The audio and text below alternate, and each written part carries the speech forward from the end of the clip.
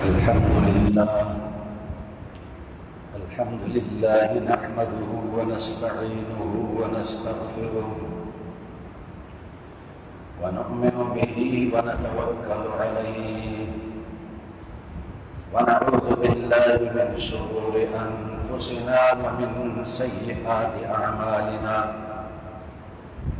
من يهده الله فلا مضل له ومن يضلل فلا هادي له ونشهد أن لا إله إلا الله وحده لا شريك له ونشهد أن سيدنا ومولانا محمدا عبده ورسوله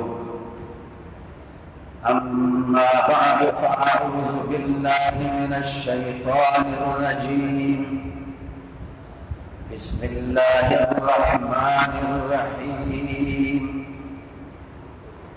قل يا عبادي الذين أسرفوا على أنفسهم لا تقنطوا من رحمة الله إن الله يغفر الذنوب جميعا إنه هو الغفور الرحيم صدق الله العظيم اللهم صل على محمد وعلى آل محمد كما صليت على إبراهيم وعلى آل إبراهيم إنك حميد مجيد قابل احترام سامعین گرامی قدر، آج رمضان المبارک کا آخری جمعۃ المبارک ہے اور لوگوں میں مشہور یہ ہے کہ اس کو جمعۃ الوداع کہا جاتا ہے۔ وداع کا معنی رخصت کرنا، یعنی رمضان کو رخصت کرنے والا جمعہ۔ یہ نام اس کا کسی حدیث سے ثابت نہیں، ویسے مشہور ہے۔ تو رمضان المبارک کا آخری جمعہ ہے، تو اس مناسبت سے آج کا دن بہت اہم ہے اور غفلت سے گزارنے کا نہیں۔ اور ویسے بھی رمضان المبارک کے دن تھوڑے ہی باقی ہیں، آج 27 رمضان المبارک ہے، آگے 3 دن باقی ہیں، تو ان 3 دنوں اور راتوں سے خوب فائدہ اٹھانا چاہیے۔ آپ نے رمضان کے مہینے میں بہت سے اعمال کیے ہوں گے، اللہ کی توفیق سے اللہ تعالیٰ ان تمام اعمال کو قبول فرمائے۔ ان تمام اعمال کے لیے اوقات ہیں، نمازوں کے لیے اوقات ہیں، وقت سے پہلے نماز پڑھنا جائز نہیں، وقت کے بعد اگر نماز پڑھی جائے تو قضا ہوگی، گناہ ہے۔ روزے کے لیے اوقات ہیں، زکوٰۃ دینے کے لیے وقت ہے، سال کے بعد زکوٰۃ دی جاتی ہے۔ حج کے لیے وقت ہے، اس کے بغیر حج نہیں ہوتا۔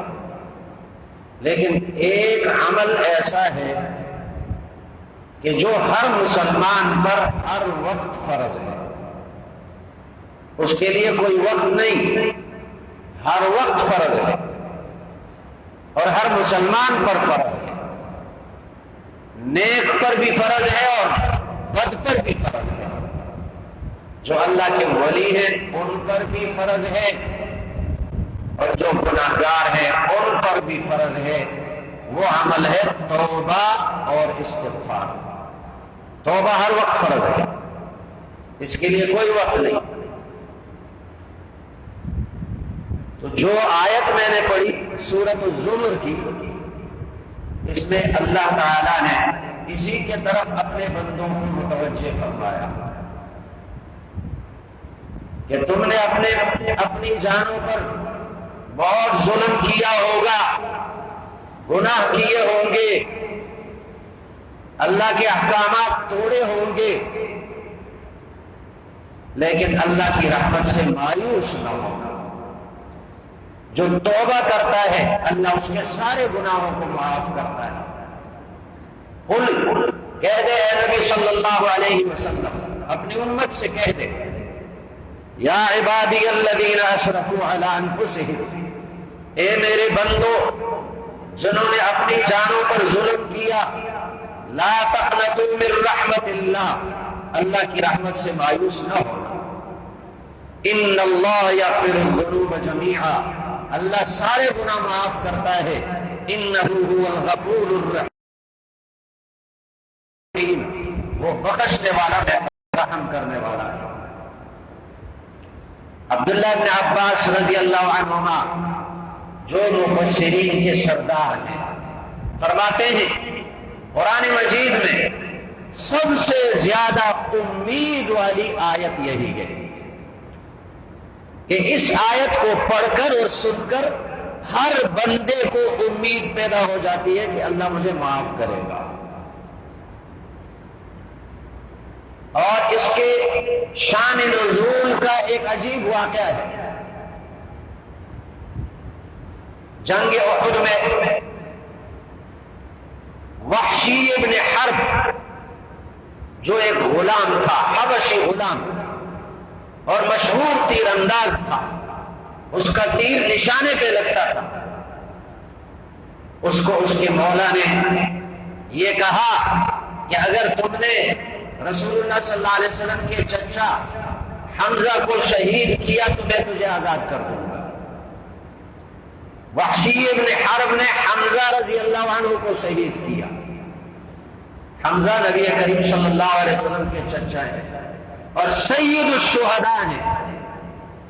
سید الشہداء حدیث میں ان کا نام آتا ہے، وہ سارے شہیدوں کے سردار۔ تو جب وہ شہید ہوئے نبی کریم صلی اللہ علیہ وسلم کو بہت دکھ ہوا، اتنا دکھ ہوا کہ آپ نے فرمایا کہ اگر مجھے حمزہ کے گھر والوں کی فکر نہ ہوتی، ان کے دکھ اور غم کی فکر نہ ہوتی، تو میں حکم دیتا کہ حمزہ کو مت دفناؤ، ان کی لاش کو زمین کی پشت پہ رکھو تاکہ پرندے اور درندے آ کر ان کی لاش کو نوچیں، اور کل قیامت کے دن اگر اللہ مجھ سے پوچھے کہ تو کیا قربانی لے کر آیا، تو میں بتاؤں گا اللہ میں نے اپنے چچا کی قربانی دی۔ کہ کل قیامت کے دن پرندوں اور درندوں کے پیٹوں سے ان کے جسم کے اجزاء نکل کر ان کا جسم بنے گا۔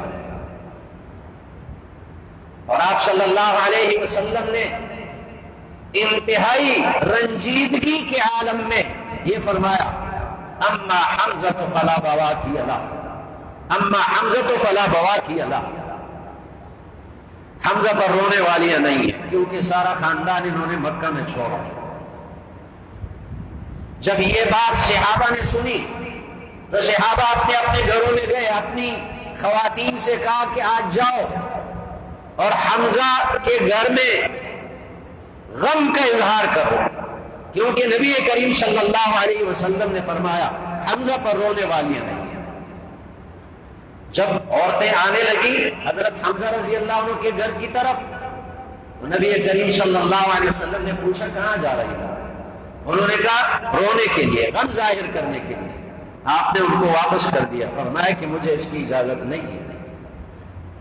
عورتیں جمع ہو جائیں میت کے گھر میں اور ماتم کریں، غم کا اظہار کریں، مجھے اس کی اجازت نہیں۔ تو عرض یہ ہے کہ نبی کریم صلی اللہ علیہ وسلم حضرت حمزہ کی شہادت پر انتہائی غمگین تھے، لیکن آپ صلی اللہ علیہ وسلم نے وحشی کو خط لکھا، پیغام بھیجا وحشی طائف میں پناہ حاصل کیا ہوا تھا اس نے کہ اے وحشی آؤ کلمہ پڑھو مسلمان ہو جاؤ تاکہ تم جہنم سے بچ جاؤ. اپنے محبوب چچا کے قاتل کو دعوت دی آؤ مسلمان ہو جاؤ. وحشی نے اس پیغام کے جواب میں یہ لکھا کہ میں تو مسلمان ہو جاؤں گا، لیکن آپ سے میں نے سنا کہ جو کفر کرے، شرک کرے، قتل کرے وہ جہنم میں جائے گا، اور یہ سارے گناہ میں نے کیے ہیں، یہ سارے گناہ مجھ سے صادر ہوئے، تو میں ایمان لاؤں گا کیسے بچوں گا؟ جب یہ پیغام پہنچا نبی کریم صلی اللہ علیہ وسلم کو تو قرآن کی ایک اور آیت نازل ہوئی، إِلَّا مَنْ تَابَ وَآمَنَ وَعَمِلَ عَمَلًا صَالِحًا فَأُولَٰئِكَ يُبَدِّلُ اللَّهُ سَيِّئَاتِهِمْ حَسَنَاتٍ، کہ ٹھیک ہے جس نے کفر کیا، شرک کیا، قتل کیا، شراب پی، وہ جہنم میں جائے گا، لیکن اس سے مستثنی بھی ہے وہ آدمی جس نے توبہ کی، ایمان لایا اور اچھے اعمال کیے، اللہ ان کے گناہوں کو نیکیوں کے ساتھ تبدیل کر دے گا. یہ آیت نازل ہوئی، نبی کریم صلی اللہ علیہ وسلم نے یہ آیت بھیجی وحشی کے پاس، تو وحشی نے یہ آیت پڑھی اور اس کے جواب میں لکھا یہ تو بڑی سخت شرائط ہے، ایمان لائے، توبہ کرے، ایمان لائے، اس کے بعد اچھے اعمال کرے، ہو سکتا ہے کہ میں اچھے اعمال نہ کر سکوں اور یہ شرط پوری نہ ہو. جب یہ پیغام آیا نبی کریم صلی اللہ علیہ وسلم کے پاس تو قرآن مجید کی یہ آیت نازل ہوئی جو میں نے پڑھی، قُلْ يَا عِبَادِيَ الَّذِينَ أَسْرَفُوا عَلَىٰ أَنفُسِهِمْ لَا تَقْنَطُوا مِن رَحْمَةِ اللَّهِ، اے میرے بندو جنہوں نے اپنی جانوں پہ ظلم کیا، اللہ کی رحمت سے مایوس نہ ہونا، اللہ سارے گناہوں کو معاف کرتا ہے، وہ بخشنے والا، رحم کرنے والا ہے. یہ آیت نازل ہوئی جب نبی کریم صلی اللہ علیہ وسلم نے یہ آیت لکھی اور وحشی کے پاس بھیجی، اور وحشی نے یہ آیت پڑھی، کیونکہ عربی زبان سمجھتے تھے، قرآن کا معنی سمجھتے تھے. یہ آیت پڑھ کر وحشی کہنے لگا ہاں اس آیت سے امید پیدا ہوتی ہے، یہ امید والی آیت ہے. تو وحشی نے توبہ کی اور مسلمان ہوا، صحابی بنا. لیکن نبی کریم صلی اللہ علیہ وسلم نے ان سے فرمایا کہ تم میری مجلس میں سامنے مت بیٹھو، ہو سکتا ہے کہ تجھے دیکھ کر مجھے اپنے چچا یاد آئیں اور مجھے دکھ پہنچے اور مجھے دکھ پہنچانے کی وجہ سے کہیں تمہارا ایمان ضائع نہ ہو. اس لیے وحشی سے کہا تم ذرا کنارے پر بیٹھا کرو. تو یہ آیت امید والی کہ اللہ معاف کرتا ہے لیکن کوئی معافی مانگے. تو آج رمضان کا آخری جمعہ ہے، چند دن باقی ہے، چند راتیں باقی ہیں، ہم توبہ کریں اور اپنے گناہوں کی اللہ سے معافی مانگیں. میں نے عرض کیا توبہ ہر آدمی پر ہر وقت فرض ہے، چاہے کوئی بڑا ولی اللہ ہو اس پر بھی توبہ فرض ہے. اللہ نے فرمایا توبوا الی اللہ جمیعا ایھا المؤمنون لعلکم تفلحون، اے ایمان والو سارے کے سارے توبہ کرو. یہ نہیں فرمایا کہ جو گناہگار ہے وہ توبہ کرے، سارے توبہ کرو. اور توبہ کس بات سے ہے؟ توبہ مستقل عبادت ہے. جس نے کبھی گناہ نہیں کیا اس نے جو اعمال کیے وہ یہ دعویٰ نہیں کر سکتا کہ اللہ کی شان کے مطابق میں نے اللہ کی عبادت کی. جب اللہ کی شان کے مطابق عبادت نہیں ہوئی، کوتاہی ہوئی، یہ بھی گناہ ہے، اس پر بھی توبہ کی جائے.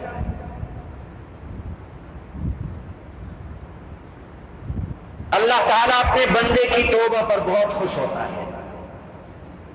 حدیث قدسی ہے، اللہ فرماتے ہیں انا عند ظن عبدی بی، میں اپنے بندے کے گمان کے مطابق اس کے ساتھ فیصلہ کرتا ہوں۔ فَإِذَا ذَكَرَنِي فِي نَفْسِي ذَكَرْتُهُ فِي نَفْسِي، اگر میرا بندہ تنہائی میں مجھے یاد کرتا ہے میں بھی تنہائی میں اس کو یاد کرتا ہوں۔ وَإِذَا ذَكَرَنِي فِي مَلَئٍ ذَكَرْتُهُ فِي مَلَئٍ خَيْرٍ مِّنْهُ، اور میرا بندہ جب مجھے کسی جماعت میں کسی مجمع میں یاد کرتا ہے میں اس سے بہتر جماعت کے سامنے اس کو یاد کرتا ہوں، فرشتوں کی جماعت کے سامنے یاد کرتا ہوں۔ اور فرمایا اذا تقرب العبد الی شبرا تقربت الیہ ذراعا، اگر میرا بندہ ایک بالشت میرے قریب آئے میں ایک ہاتھ اس کے قریب جاتا ہوں۔ اور فرمایا اذا تقرب العبد الی ذراعا تقربت الیہ باعا، اگر میرا بندہ ایک ہاتھ میرے قریب آ جائے میں دو ہاتھ اس کے قریب آتا ہوں۔ وَإِذَا أَتَانِي عَبْدِي يَمْشِي أَتَيْتُهُ هَرْوَلَةً، اور اگر میرا بندہ چل کر میرے پاس آتا ہے میں دوڑ کر اس کے پاس چلتا ہوں۔ جیسے اللہ کی شان کے مناسب ہے دوڑنا، اللہ فرماتے ہیں میں دوڑ کر چلتا ہوں۔ نبی کریم صلی اللہ علیہ وسلم نے حدیث پاک میں واقعہ بیان فرمایا کہ بنو اسرائیل کا ایک شخص تھا، اس نے 99 قتل کیے تھے لیکن پشیمان ہوا، نادم ہوا۔ یاد رکھیں چند افراد ایسے ہیں جن کی معافی لیلۃ القدر میں بھی نہیں ہوتی جب تک کہ وہ توبہ نہ کریں، توبہ کریں گے تب ان کی معافی ہوگی۔ کون کون ہے؟ شرک کرنے والا، والدین کا نافرمان، شراب پینے والا، دلوں میں کینہ رکھنے والا، حسد رکھنے والا، اور پانچواں قاتل۔ لیلۃ القدر کی رات میں ان کی توبہ کو ان کو معافی نہیں ملتی جب تک یہ توبہ کریں، توبہ کریں گے تو پھر معافی ہوگی۔ 99 قتل اس نے کیے لیکن اب توبے کا ارادہ کر لیا۔ ایک پادری کے پاس گیا اور اس سے کہا میں نے 99 قتل کیے ہیں، اب میں توبہ کرنا چاہتا ہوں، کیا میری توبہ قبول ہوگی؟ اس پادری نے کہا جا تیری توبہ کہاں قبول ہوتی ہے، یہاں سے چلا جا، اللہ کا عذاب آئے گا۔ اس شخص نے یہ خیال کیا کہ جب میری توبہ قبول نہیں ہوتی تو اس کو بھی قتل کر دوں، اس کو بھی قتل کر دیا، 100 پورے کر دیے، لیکن پھر بھی نادم ہے، پشیمان ہے، توبے کا ارادہ دل میں ہے۔ ایک عالم کے پاس گیا اور اس سے کہا میں نے 100 قتل کیے ہیں، کیا میری توبہ قبول ہوگی؟ اس نے کہا وَمَن يَحُولُ بَيْنَكَ وَبَيْنَ تَوْبَتِكَ، تیرے اور تیری توبہ کے درمیان کون رکاوٹ بنتا ہے؟ کوئی رکاوٹ نہیں ہے، توبہ قبول ہوگی، لیکن جہاں تو رہتا ہے، جس ماحول میں تو رہتا ہے، یہ گناہ والا ماحول ہے، غلط ماحول ہے۔ آج تو توبہ کرے گا، کل یہ ماحول تجھے پھر ان گناہوں کی طرف کھینچ کر لائے گا۔ انسان ماحول سے متاثر ہوتا ہے، گندے ماحول میں ہو تو گندا ہو جاتا ہے، پاکیزہ ماحول میں ہو پاکیزہ ہو جاتا ہے۔ اس لیے تم چلے جاؤ بیت المقدس میں، وہاں اللہ کے نیک بندے رہتے ہیں، اچھا ماحول ہے، دینی ماحول ہے، وہاں جا کر توبہ کرو، تمہاری توبہ سچی ہو جائے گی، پائیدار ہوگی۔ جب بیت المقدس کی طرف روانہ ہونے لگا راستے میں اس کی موت آئی، لیکن چونکہ توبہ کرنے کا پکا ارادہ اس نے دل میں لیا ہوا تھا تو مرتے مرتے اپنے آپ کو گھسیٹا تاکہ میں اس توبہ والی جگہ کے قریب ہو جاؤں۔ جب روح نکلنے لگی تو رحمت والے فرشتے بھی آئے، عذاب والے فرشتے بھی آئے۔ عذاب والے فرشتے کہنے لگے اس کی روح ہم لے جائیں گے کیونکہ یہ قاتل ہے، 100 قتل کیے اس نے، اور رحمت والے فرشتے کہنے لگے اس کی روح ہم لے جائیں گے کیونکہ یہ توبہ کرنے کے ارادے سے نکلا۔ توبہ ندامت کا نام ہے، پشیمانی کا نام ہے، پشیمان ہو گیا۔ فرشتوں کا آپس میں اختلاف ہوا، یہ سب کچھ اللہ نے کرایا۔ اللہ نے فیصلہ کرنے کے لیے ایک اور فرشتہ بھیجا. اس نے آ کر فیصلہ کیا کہ جہاں اس کی لاش ہے وہاں سے اس کے گھر کے طرف زمین کی پیمائش کرو اور وہاں سے توبہ والی جگہ کی طرف زمین کی پیمائش کرو. اگر یہ گھر کے طرف قریب نکلا تو عذاب والے فرشتے اس کی روح لے جائیں، اور اگر یہ توبہ والی جگہ کے قریب نکلا تو رحمت والے فرشتے اس کی روح لے جائیں. اللہ کتنا مہربان ہے. ادھر فرشتے کو بھیجا فیصلہ کرنے کے لیے کہ تم یہ فیصلہ کرو، زمین کی پیمائش کرو، اور ادھر اللہ نے اس زمین کو حکم دیا جو اس کے گھر کے طرف تھی، تباعدی، اے زمین تو پھیل جا. اور جو زمین توبہ والی جگہ کے طرف تھی اس زمین کو حکم دیا کہ اے زمین تو سمٹ جا، چھوٹی ہو جا. اللہ اپنے بندے پر مہربان ہے. جو توبہ کا ارادہ کرے اللہ اس کی توبہ قبول کرتا ہے. صرف زبانی توبہ کافی نہیں، توبہ توبہ توبہ، استغفار استغفار استغفر اللہ، یہ زبانی کافی نہیں.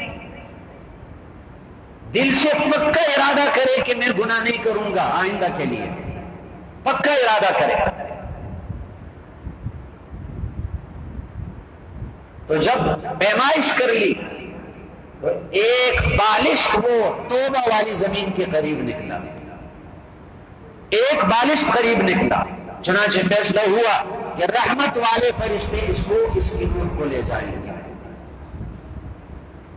اللہ تعالیٰ خود اسباب بناتا ہے بندے کے توبہ کرنے کے لیے تاکہ اس کی توبہ قبول ہو، اس کے گناہ معاف ہو. لیکن توبہ کے لیے شرائط ہیں. پہلی شرط یہ ہے کہ جو گناہ یہ کر رہا ہے اس کو چھوڑ دے. اگر ایک مجرم عدالت میں پیش ہو اور وہ اپنے جرم کا اقرار کرے اور کہے یہ جرم میں کرتا رہوں گا، مجھے معاف کر دو، مجھے معاف کر دو جج صاحب، یہ جرم میں کرتا رہوں گا، اس پر توہین عدالت کا کیس ہوگا. تو اللہ کی عدالت میں ایک شخص گناہ کرتا رہے اور کہے کہ اللہ میری توبہ معاف کر دے، گناہ چھوڑتا نہیں ہے، یہ کتنی بڑی گستاخی ہوگی. پہلی شرط یہ ہے کہ جو گناہ کر رہا ہے وہ چھوڑ دے.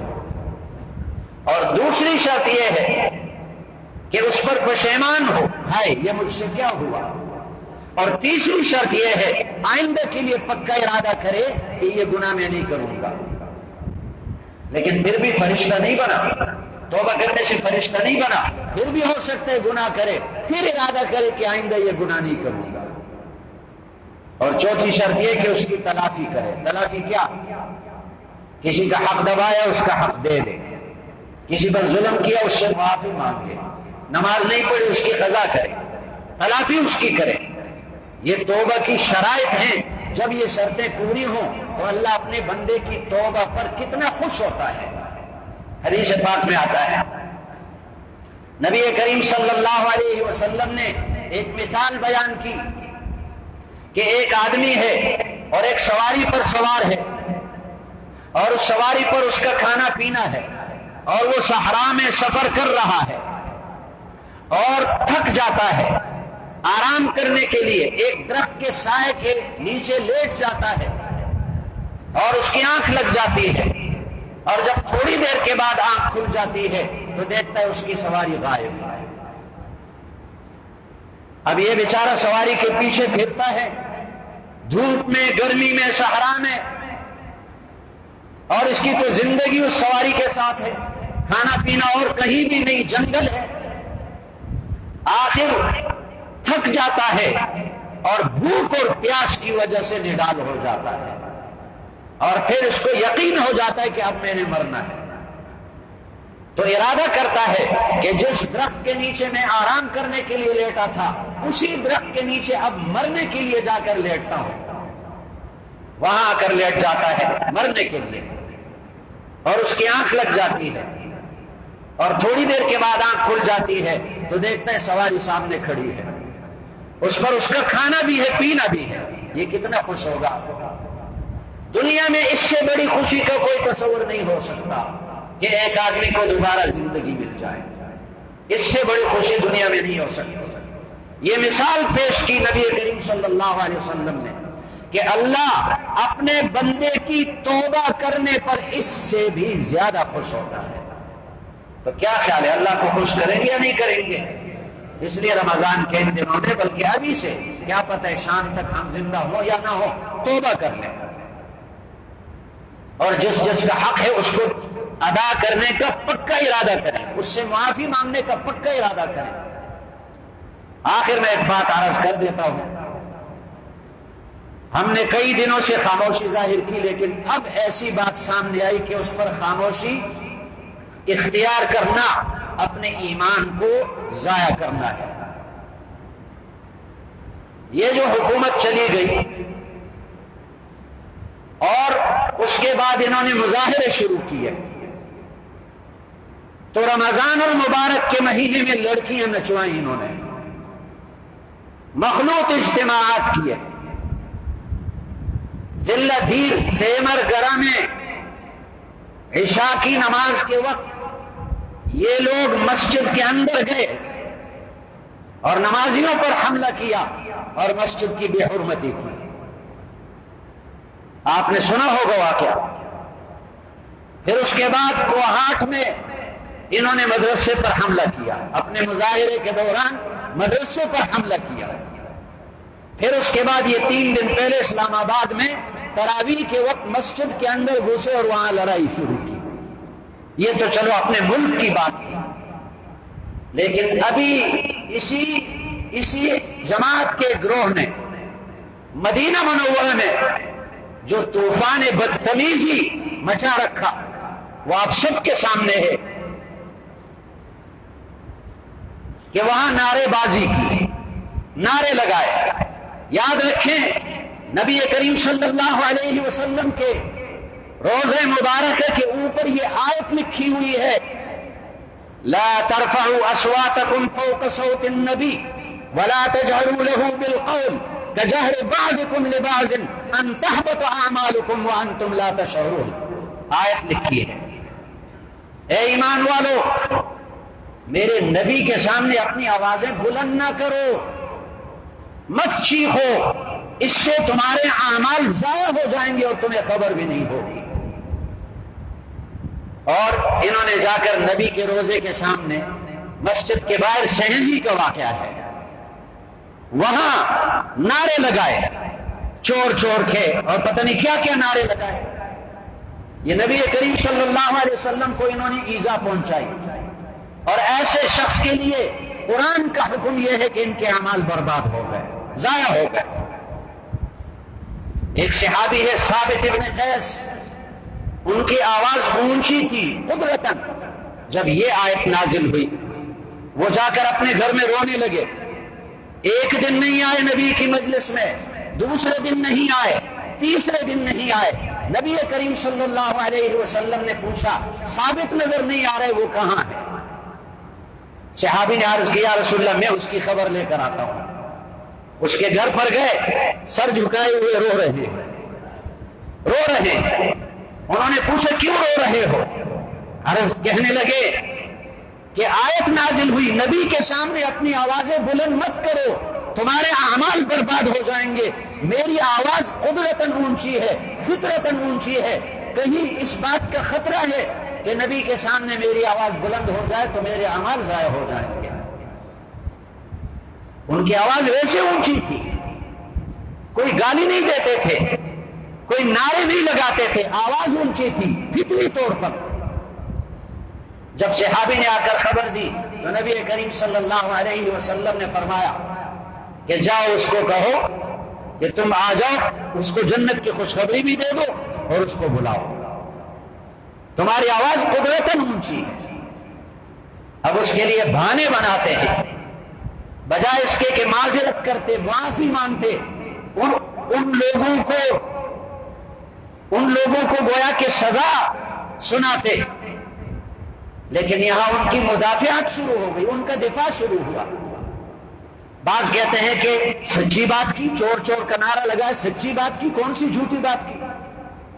بعض کہتے ہیں مسجد کے اندر نہیں ہوا، مسجد کے باہر ہوا. بھائی مدینہ بھی تو مدینہ ہے.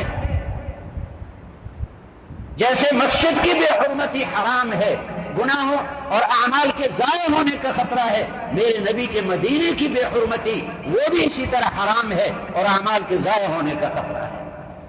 کیا مدینے کی بے حرمتی جائز سمجھتے ہیں یہ؟ ایک تو انہوں نے نبی کے روزہ سامنے نظر آتا ہے اور وہاں انہوں نے نعرے لگائے نبی کے روزے کی بے حرمتی کی، بے ادبی کی. اور دوسرا، نبی کریم صلی اللہ علیہ وسلم کے پاس یہود اور نصارہ مہمان بن کر آتے تھے، وفد آتے تھے آپ کے پاس. آپ صلی اللہ علیہ وسلم ان وفود کا اکرام کرتے تھے، احترام کرتے تھے اور ان کو ہدیے بھی دیتے تھے، تحفے بھی دیتے تھے.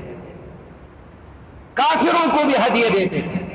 اور یہ مسلمانوں کا وفد، وزیر اعظم کے ساتھ مسلمانوں کا وفد وہاں عمرے کے لیے گیا مدینہ منورہ میں. یہ کس کے مہمان تھے؟ رسول اللہ کے مہمان تھے. تو اتنے بدتمیز لوگ ہیں کہ جو رسول اللہ کے مہمانوں کے خلاف نعرے لگاتے ہیں. وہ رسول اللہ کے مہمان تھے. بھائی تمہارے گھر پہ کوئی مہمان آ جائے اور تمہارے مہمان کو کوئی گالی دے یا اس کے خلاف نعرے لگائے، تمہیں غصہ آتا ہے کہ میرے مہمان کی بے حرمتی کی، تم نے رسول اللہ کے مہمانوں کی بے حرمتی کی.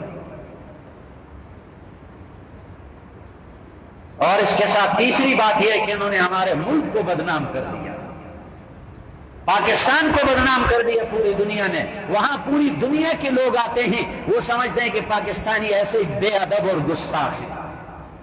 یہ لوگ چلے تھے ریاست مدینہ قائم کرنے کے لیے اور مدینہ کی بے حرمتی کر رہے ہیں، اور ان کے بڑوں نے آج تک ابھی تک اس کی کوئی تردید نہیں کی اور اس کو برا نہیں کہا، مذمت نہیں کی، کسی کا مذمتی بیان نہیں آیا. اور میں عرض کر دوں، آج میں صبر ہی نہ کر سکا اس واقعے کو سن کر. ہمارے اکابر علماء نے جب یہ واقعہ سنا رونے لگے. کیا ہے مدینہ کی بے حرمت؟ جس پارٹی کا لیڈر 4 سال تک ہر تقریر میں اس کی اول سے آخر تک تقریر گالیوں پر مبنی ہو، یہ چور، یہ ڈاکو، یہ لٹیرے، یہ بگوڑے، یہ چوہے، یہ فضلو، یہ ڈیزل، یہی تقریر تھی. جب لیڈر کی تقریر ایسی ہو تو اس کے جتنے چمچے خرچے ہوتے ہیں وہ سب ایسے ہی بے ادب اور گستاخ ہوتے ہیں. اب بھی اگر آپ دفاع کریں گے تو اپنے ایمانوں کی فکر کریں. سبحانک اللہم و بحمدک.